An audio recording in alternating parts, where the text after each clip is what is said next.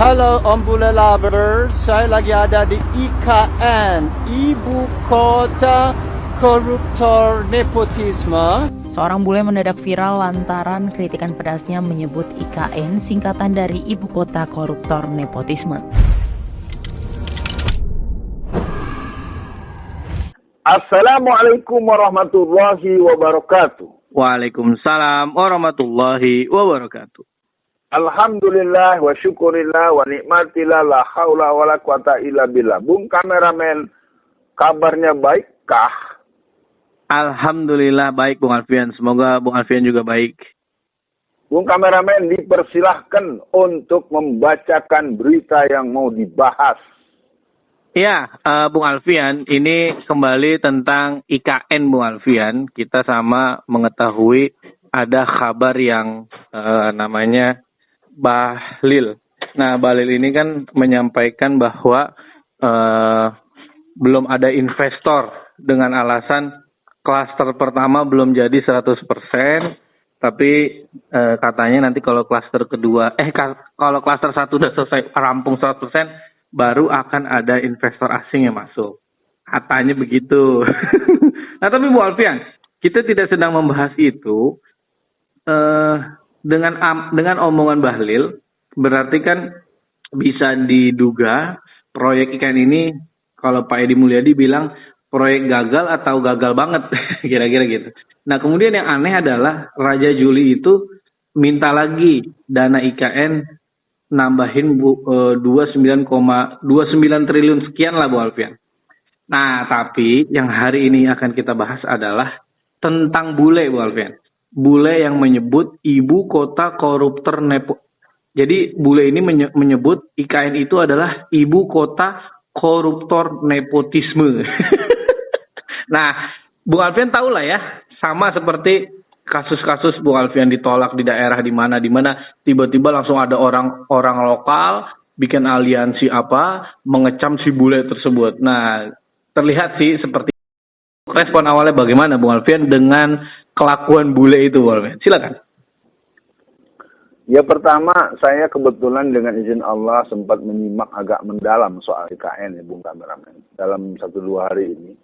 Dan IKN itu sudah menjadi bom nuklir periode presiden yang berikutnya. Dalam pertemuan di Qatar, di Doha pada tanggal 15 bulan Mei tahun 2024, Pak Prabowo kelihatannya ogah, lek, empet, nggak kepengen untuk meneruskan itu. Dan itu kalimatnya sangat jelas dengan diplomasi internasional. Sehubungan dengan ibu kota korupsi nepotisme, itu adalah sebuah akronim yang sangat tepat dalam diksi realitas dalam teori sosial namanya patologi sosial. Jadi kalau ada orang yang marah dengan ungkapan akronim seperti itu, berarti dia telah menjadi orang yang kehilangan hati nurani dan akal sehat. Jadi ibu kota yang IKN disebut ibu kota korupsi atau koruptor nepotisme itu kan bukan pendapat saya ya, itu pendapat orang yang katanya orang bule ya. Nah, kemudian orang tersebut didemo dan kemudian suruh ditangkap. Kenapa? Salah apa dia? Dan dalam hukum itu nggak ada kalau kepada objek, kepada benda yang ada pencemaran nama baik orang. Oh iya benar. Ingat kasus kejaksaan atau ingat kasus saya yang ketika dianggap mencemarkan nama PDIP. Ternyata kan itu bebas murni. Karena ternyata nggak ada cerita orang mencemarkan nama lembaga, itu nggak ada. Jadi statement itu kemudian direspon dengan demonstrasi, itu ada statement dia baper. Dan kalau kata orang bilang itu bisulnya matanya kecolok. Nah, jadi nyer gitu.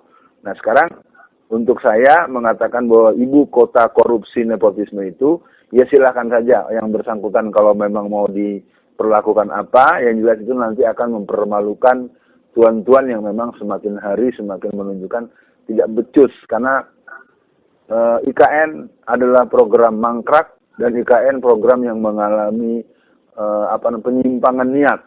Karena dulu dia diniatkan menjadi ibu kota yang menjadi simbol pelayanan publik yang seluruhnya dibiayai oleh domestik dan untuk kebutuhan rakyat Indonesia.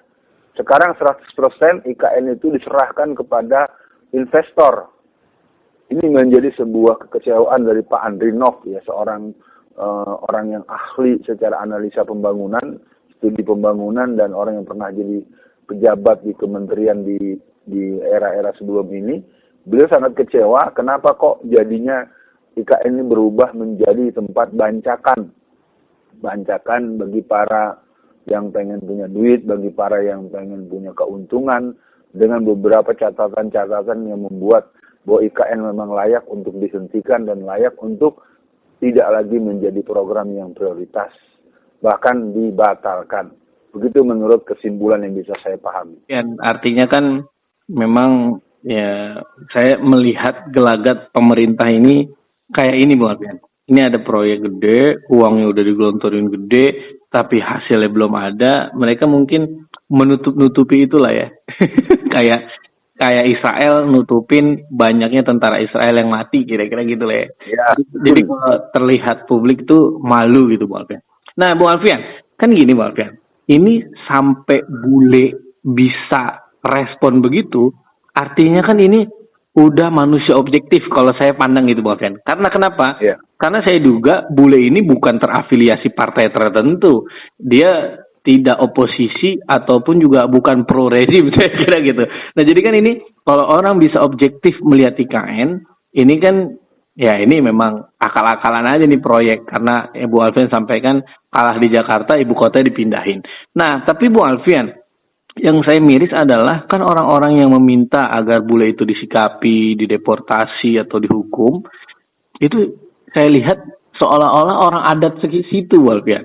Nah kemudian saya lihat komentarnya seolah-olah orang Kalimantan itu bersedih kalau IKN itu dihinakan. Karena katanya dengan adanya IKN, Kalimantan Timur itu jadi sejahtera, jadi dikenal, kemudian jadi rapih jalannya. Ya namanya juga presiden mau ke situ, masa jalanannya jelek, kira-kira kan gitu. Jadi untuk akhir sesi kali ini Bu Alfian, bagaimana agar masyarakat ini sudahlah nggak usah berharap dengan IKN. Dalam artian Bung Alfian kan sering sampaikan, kita bukan benci ada ibu kota negaranya, tapi sesuatu yang diproses dengan instan, tidak dengan persetujuan rakyat, ini kan yang akhirnya melukai banyak masyarakat, kira-kira gitu. Jadi untuk akhir sesi kali ini, apalah pesan Bung Alfian agar masyarakat melek Bung Alfian, jangan mau dibohongi terus oleh rezim dinasti ini. Silakan.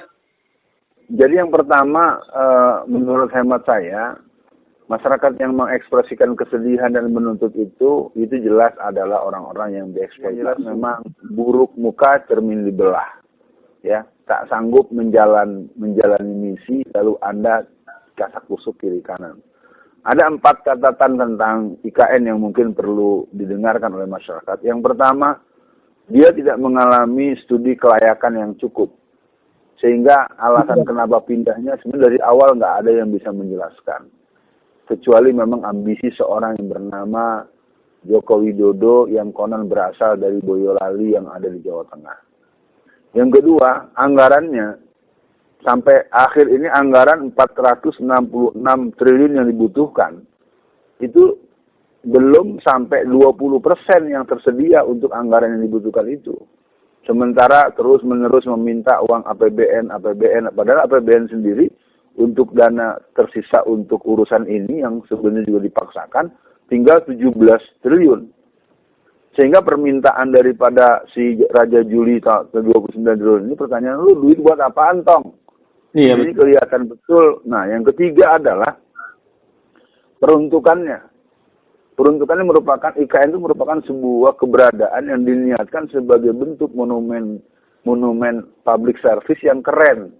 Jadi nggak ada, ini sekarang kan semua kalang kabut. Pertanyaan pertanyaan ringkesnya, kenapa DPR RI nggak mau pindah ke IKN? Nah, itu kan disahkannya di DPR. Jadi ada persoalan ketika pengesahan kalau DPR-nya saja nggak mau pindah, berarti di situ ada dusta di antara kamu dengan mereka, antara mereka dengan kamu dan antara kamu dengan kamu. Yang terakhir, ini merupakan undang-undang yang sangat ngebut, undang-undang yang tidak pernah ada studi RDPU, tidak ada pernah ada dengar pendapat dengan masyarakat luas. Kalaupun diadakan seminar di Universitas Mula Warman, itu hanya sebagai pemutus kewajiban. Benar. Tidak ada pembahasan mendalam. Memang ada seminar tentang undang-undang, tapi lebih bersifat seminar legitimasi, bukan seminar analisis AMDAL, analisis SWOT, analisis prioritas. Jadi konyol-konyolan. Dan sebagai penutup, IKN cukup tutup buku. Sekian dibacain berita. Assalamualaikum warahmatullahi wabarakatuh.